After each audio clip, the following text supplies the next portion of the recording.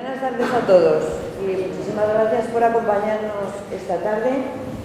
Yo voy a haceros una breve introducción a lo que es este nuevo proyecto que iniciamos hoy, que hoy inauguramos. Sabéis que lleva por título Asomarse al interior, que contamos con la colaboración de Chus Tudelilla en la organización de este nuevo programa y que la idea es ir invitando a diferentes autores a mirar y a crear nuevos horizontes dentro de la colección Beula Serrate. Y en esa línea el primer artista invitado ha sido Fernando Sinaga, con el que hemos estado trabajando estos días maravillosamente bien. Yo creo que tanto José como Chus, como todo el equipo del CEDAN, estamos encantadísimos de haber trabajado con él porque ha hecho un magnífico trabajo. Creo que como él es un excelente profesor y un orador extraordinario, pues le voy a ceder la palabra y tú también, ¿quieres decir algo? Sí, venga. primero José. Primero José. Primero José. Sí, primero digo por una razón muy simple, de que después me voy a apoyarlas. No, yo quería decir que le estoy agradecido a Fernando. No le conocía y he tenido un gran placer de conocerlo. Es una persona extraordinaria. Habla más alto. Es que estás hablando de verdad. Bueno, en cuanto al proyecto, yo tenía un poquitín de duda cuando vi el boceto. Digo, ¿se verán los cuadros? Y además, es minimalismo esto puro, ¿eh? Claro que el minimalismo, a mí, que conozco un refrán que se dice en mi pueblo, dice, de lo bueno, poco. Pero después añade, pero ese poco abundante. ¿Eh? Y aquí sé que después de esto van a venir otras cosas y que se va exponiendo paulatinamente la colección. Pero empezamos con muy buen pie, de modo que, a ver, ¿qué interesa? La palabra ya, vamos, el futuro es tuyo. De todos, el futuro de todos. Bueno, pues Fernando. Bueno, muchas gracias, José Beulas. Yo agradezco tus palabras doblemente porque efectivamente cuando Chus Tudelilla me pidió hacer este proyecto sabía que había que tirarse a la piscina y que había que arrancar con todo lo que significa y que había que de alguna manera dar una visión inicial a algo que es una propuesta muy clara, muy explícita y muy interesante para cualquier artista, que es tratar de interpretar una colección, una magnífica colección, la colección Beula Serrate, y tratar de extraer, tratar de hacer una selección y tratar de extraer los posibles significantes que encierra esa colección, una colección llena de secretos, llena de anécdotas que me has podido tú transmitir estos días en algunas conversaciones que hemos ido teniendo, porque cada uno de estos cuadros tiene una historia que solamente conoce José Beulas y que sin duda si nos la contara cada una de las historias que encierra uno de estos cuadros enriquecerían muchísimo la lectura. Yo no tenía tanto tiempo, no pude conocer a José Beulas hasta hace muy poco, por lo tanto partí de una página en blanco, partí de un punto cero y traté de alguna manera de aproximarme desde luego sin ningún prejuicio y desde luego con absoluta libertad. Creo que eso era imprescindible y que era de alguna manera necesario. Pensé de forma automática, como se piensa automáticamente, o sea, de forma absurda y quizás a veces irracional, porque de alguna manera el artista sigue siempre un pensamiento que trata de descubrir lo que no sabe. Elegí esta selección de obras, que como veis son 10 obras, que vemos aquí, que es la pieza de Tapies, la pieza de Joaquín Mir, debajo de la pieza de Tapies, la pieza de Dalí, el Tritón de Dalí, la pieza La caja metafísica de Oteiza, los dos Víctor Miras, la pieza de Dalí al lado de los dos Víctor Miras, la pieza del perro de Goya de Antonio Saura y una pieza de Broto. A esta primera selección se ha ido incorporando una nueva pieza, que es la pieza de José Beulas, que vemos allí, que es una pieza de 1950, que es un estudio anatómico. Un estudio anatómico que da una entrada yo pienso que magnífica, y que realmente ha sido un descubrimiento de antes de ayer, ¿no? Porque visitando el estudio de José Beulas me enseñó, entre las muchas cosas que me enseñaste, fue unos estudios anatómicos que había visto por la mañana en el estudio tuyo de García de Paredes y que ya me había quedado con esos estudios académicos hechos en la Escuela de San Fernando.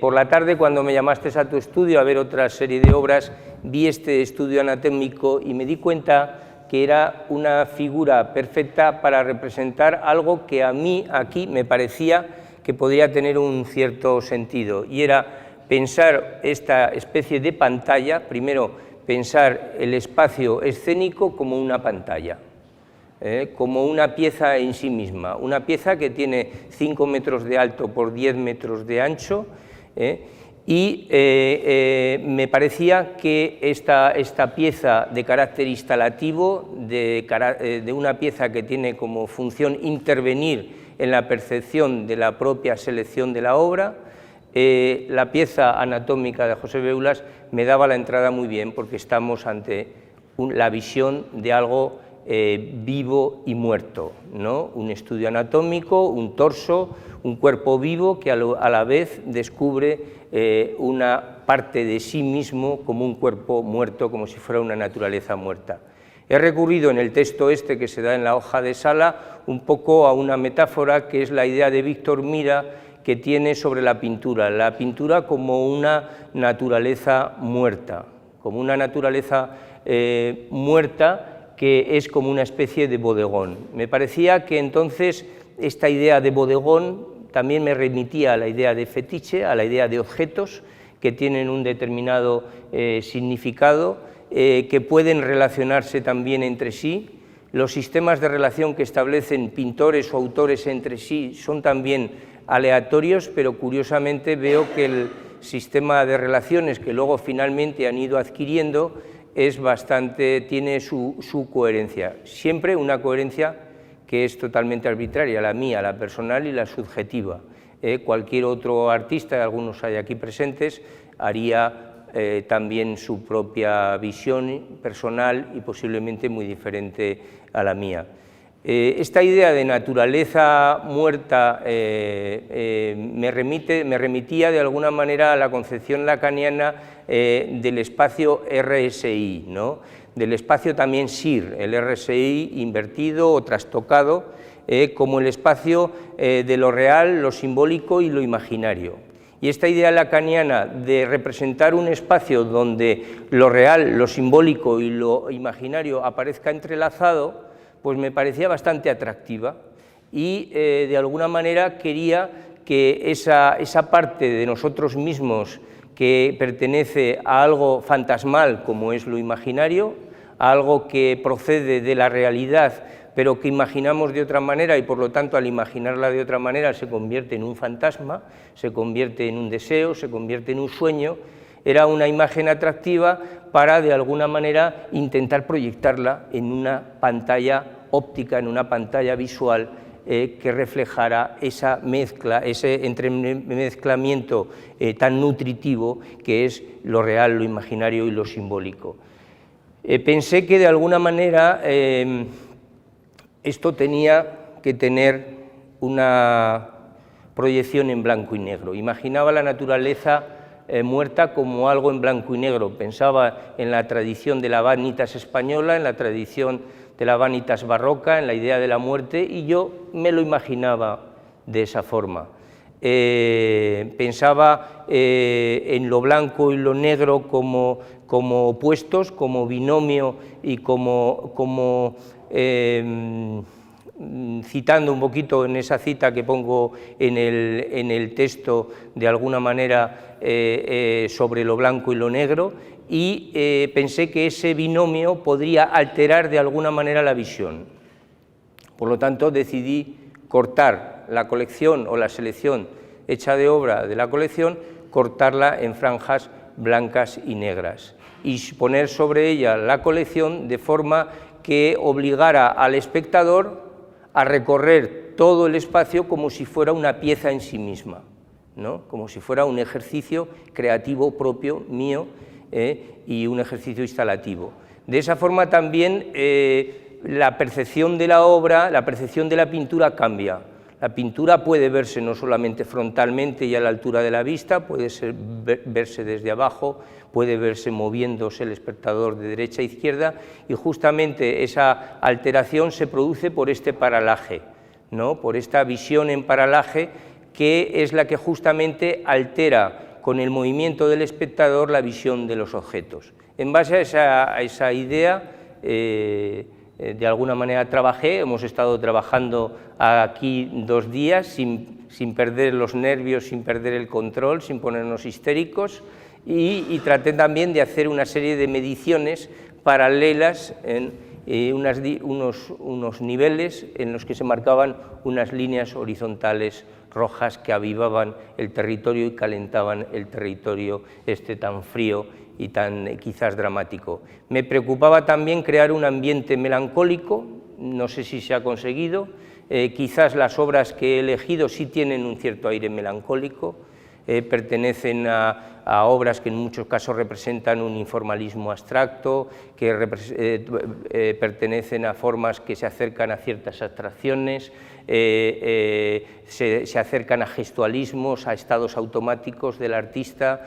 En todo caso, esa atmósfera también iluminada, un poco levemente iluminada y envuelta un poquito en algo de sombras, quería que transmitiera esa idea melancólica de la naturaleza muerta.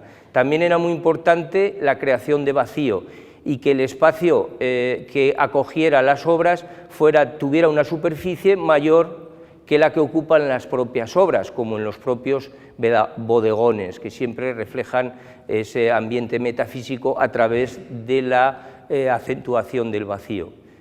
Bueno, fueron este tipo de consideraciones las que me llevaron un poco al resultado que vemos. Luego hay elementos azarosos que han ido apareciendo y que se han ido percibiendo después, porque yo las obras físicamente no las he visto hasta hace 2 días, se ha trabajado simplemente con imágenes, con todas las dificultades que tiene decidir cosas que no has visto físicamente. No conoces los marcos, que modifican absolutamente la percepción, la visión, estos oros que aparecen en los marcos tanto de Tapies como de Joaquín Mir se conjugan perfectamente con los oros dalinianos, ese oro de alguna manera que da un carácter sobrenatural y sagrado a la instalación también acentúa también ese carácter trascendental que tiene la propia instalación. Y también han ido apareciendo elementos que quizás cuando uno mira las imágenes con la rapidez que miramos hoy las imágenes, casi sin tiempo de mirarlas, solamente las vemos, ¿no? Pero no las miramos, pues cuando ya están colocadas las imágenes empiezan a revelarse y empiezan a manifestar lo que realmente son. Y quizás esta cruz de Tapies no la hubiéramos visto si a lo mejor no existiera esta otra cruz aquí de Víctor Mira, o existiera esa otra cruz, o existiera esta cruz que hay aquí en el báculo del San Narciso de las Moscas de Dalí. Y esto no han sido decisiones que han sido tomadas de forma racional, de forma objetiva o de forma consciente. Son cosas que han ido apareciendo en un proceso que tiene mucho de automático, que tiene mucho de aleatorio, que tiene mucho de subjetivo y un poquito de transgresor, si puede ser, pero siempre, desde luego, siempre guardando el absoluto respeto a los autores, que espero no se hayan enfadado, algunos de ellos, ¿no? Que todavía viven, porque estamos entre autores que están vivos, pero también están muertos. Quizás algunos de ellos están muertos, como pueden ser Jorge Oteiza, como es Dalí, como es Joaquín Mir, como es Víctor Mira.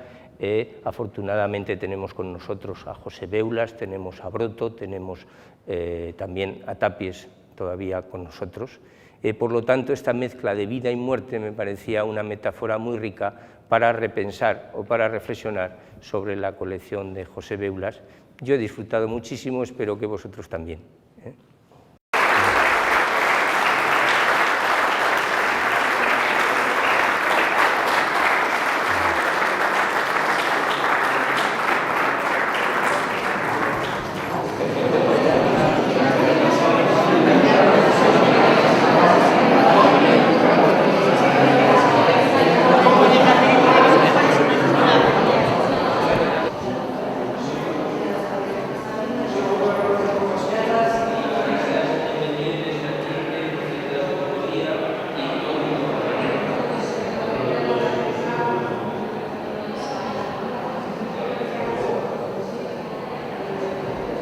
proyecto de